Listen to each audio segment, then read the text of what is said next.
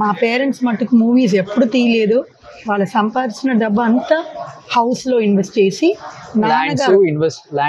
నాన్నగారికి టీ నగర్ లో పెద్ద ఇల్లు, విజయ రాఘవాచారి రోడ్ లో, అమ్మగారికి జిఎన్ చెట్టి రోడ్ లో. సో ఈ రెండు ప్రాపర్టీ 10,000 అవును స్క్వేర్ యార్డ్స్ లో చాలా పెద్ద ఇల్లు. It use to have 7 bedrooms. 7 bedroom ఇల్లు అండ్ ఒక full floor dance floor, wooden dance floor. Okay. ఎందుకంటే ప్రోగ్రామ్స్ ఇవ్వడానికి రిహర్సల్స్ జరుగుతుంది కదా, మా ఇంట్లో జరిగేది ఫుల్ ఆర్కెస్ట్రాతో. సో ఆ కాలంలో hard wood floor in Chennai. పెద్ద రూమ్.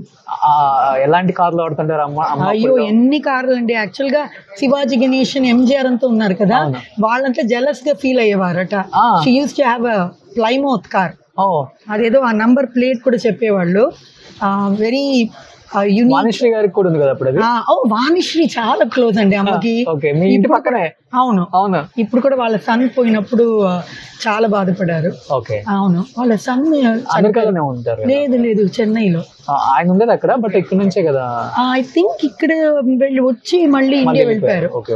వాణిశ్రీ గారు కూడా నాన్నగారు మూవీలో ఎన్ని దేశోద్ధారకులు, ఎంత ఫేమస్ మూవీ 100 Days మూవీ, దాంట్లో వాణిశ్రీ గారు చేశారు.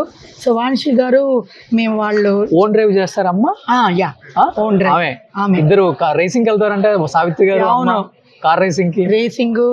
తర్వాత ఎక్కువ ఆ రోజుల్లో lot of celebration parties, 100 Days celebration. చాలా మోడర్న్ యాక్చువల్ గా అమ్మ. అమ్మగారు నాన్నగారు చాలా ఫిలిం ఫెస్టివల్స్ వెళ్ళారు.